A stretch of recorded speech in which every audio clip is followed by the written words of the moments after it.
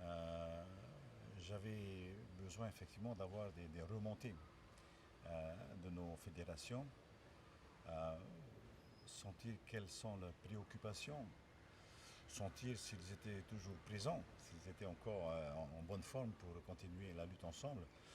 Et effectivement, plusieurs sujets sont remontés. Et un des sujets est bien sûr le sujet de l'inflation, euh, que j'ai expliqué. Parce que l'inflation, si nous voyons ce que le gouvernement fait, ce que nous avons fait nous au niveau du gouvernement, nous avons mis malgré tout quelques moyens, nous avons installé des boucliers pour éviter la flambée des prix. Je prends les hydrocarbures, je prends les produits de première nécessité, je prends la baguette qui est une référence pour l'alimentation de nos familles. Nous avons mis des moyens.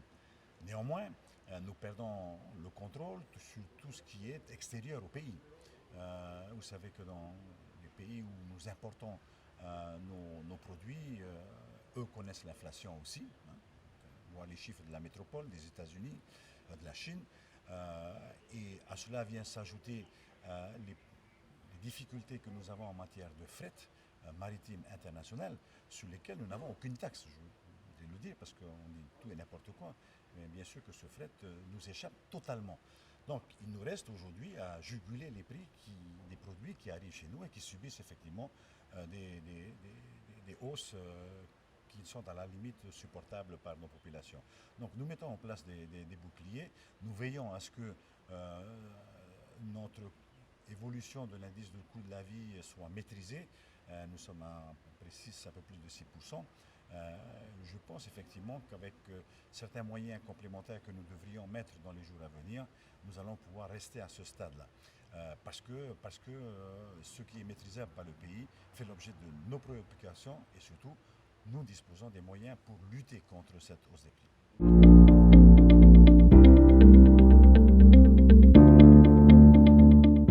Alors, dans un premier temps, j'ai envie de vous dire d'abord que d'après les orientations que j'ai aujourd'hui, ce budget va être un budget conséquent.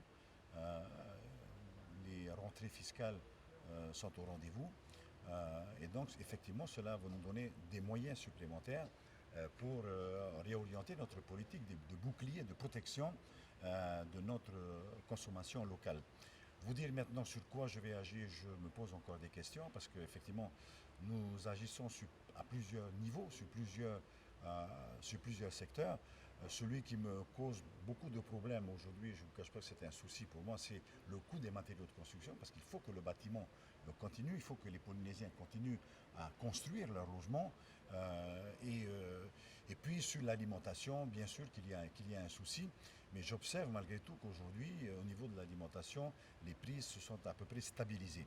Ce qu'il faut maintenant, c'est de voir sur quel levier agir pour que ces prix non seulement se stabilisent, mais pour certains produits, est-ce qu'on peut intervenir pour qu'ils soient plus à la portée de nos populations. Et je pense en particulier aux produits de première nécessité sur lesquels nous n'avons plus aucune taxe, il faut le dire, il n'y a pas de TVA, il n'y a pas de taxe douanière sur nos produits de première nécessité, que nous venons d'élargir avec un certain nombre de produits venant des produits de grande consommation.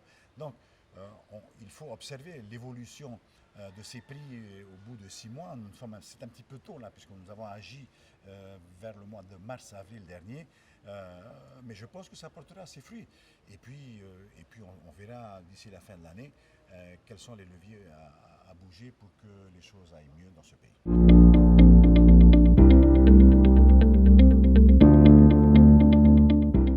Comme vous l'avez vu, les investisseurs viennent.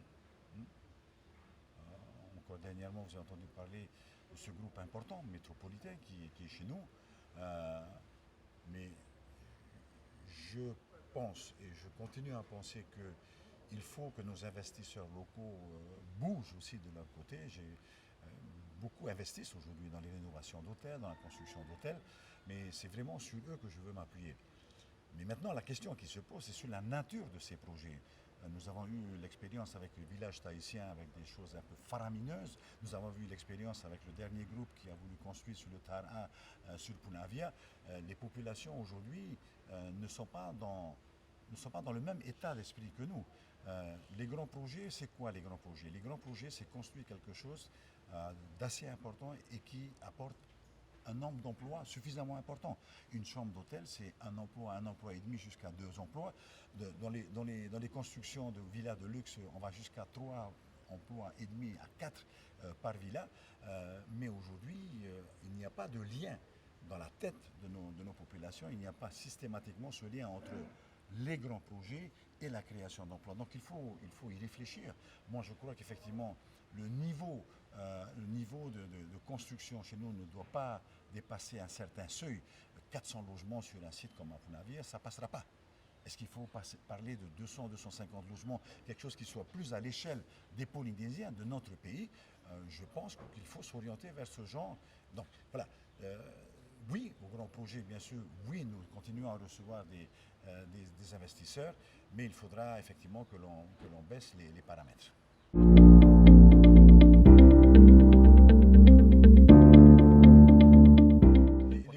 Les voyants sont positifs, ils tendent vers le vert.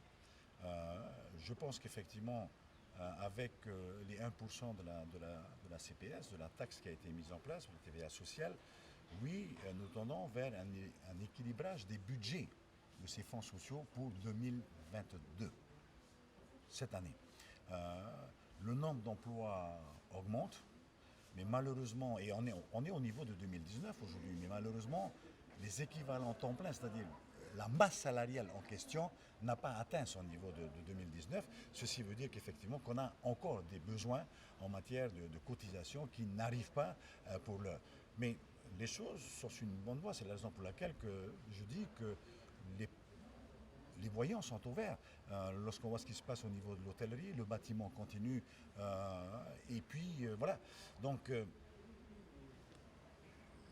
la question se pose maintenant sur l'utilité de maintenir ou pas ces 1% de la TVA sociale. Alors effectivement, je vais partir sur Paris très bientôt. Je vais essayer de discuter avec l'État sur la mise en place d'une convention spécialement solidarité.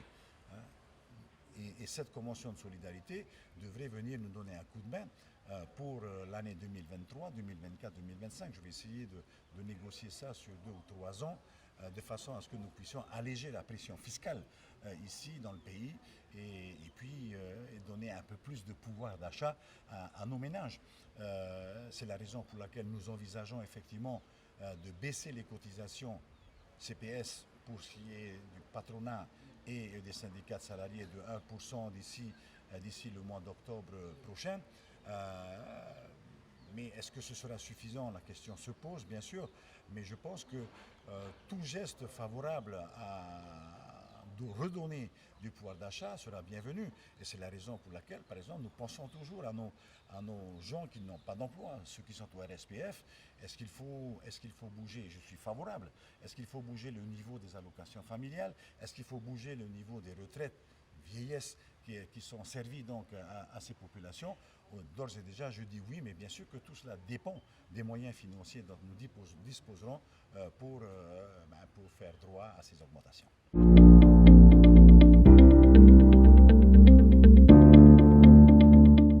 Vous savez, cet échec pour nous, effectivement, a été une grosse surprise. Parce qu'en fin de compte, lorsqu'on regarde le bilan du gouvernement, et nous l'avons fait pendant les 3 jours avec nos élus à l'Assemblée, ce bilan est important. Et nous n'avons pas arrêté de travailler, y compris pendant les 2 années de Covid. Donc je ne pense pas que ce soit le bilan lui-même qui est remis en cause au travers de ces élections. Effectivement, autre interrogation importante aussi, c'est qu'il faut que les élections de 2023 viennent le confirmer, c'est le vote pour le Tavini Huiratira, pour les candidats du Tavini Huiratira. Aujourd'hui, vous avez vu, par exemple, on a vu des partis qui se disent autonomistes voter et soutenir le Tapura Huiratira, soutenir le Tavini Huiratira. Ça m'interpelle. Ça m'interpelle car effectivement, nous, Tapura Huiratira, et résolument aujourd'hui, nous sommes ancrés dans la République. Nous voulons et nous savons que nous ne pouvons pas sauver ce pays si nous n'avons pas l'accompagnement de la France. On ne va pas quémander. Nous demandons le partenariat de l'État et dans le cadre de la République française, puisque c'est prévu l'accompagnement de l'État pour sortir ce pays de l'ornière dans laquelle nous sommes aujourd'hui. Donc oui, et c'est ce que le séminaire effectivement confirme, c'est qu'il faut rester autonomiste et mener notre programme avec cette vision d'avenir d'une Polynésie attachée à la France, vraisemblablement avec certains aménagements sur le plan statutaire, mais ça c'est technique. Mais le fait que nous travaillons avec la France est accueilli et bien accueilli par le Tapurahu Ilatira.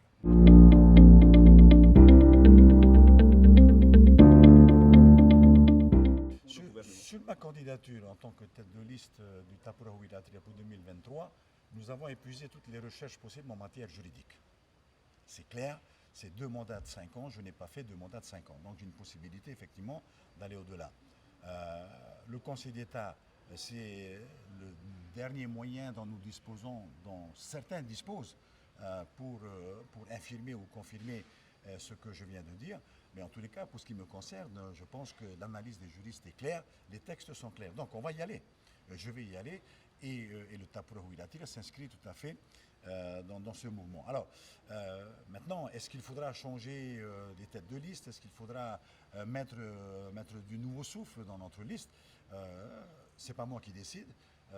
Ce sera décidé par le Conseil politique dans un premier temps et le comité et le grand congrès. Mais ce qui est certain, c'est qu'effectivement, il va falloir y mettre un peu de nouveau souffle parce qu'on aura besoin de mettre quelques jeunes, mais on aura besoin de maintenir avec ces jeunes des personnes d'expérience, des personnes un peu plus âgées.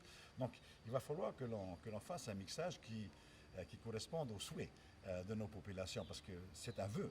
Hein. La plus grande préoccupation de notre population, c'est que ce pays fonctionne.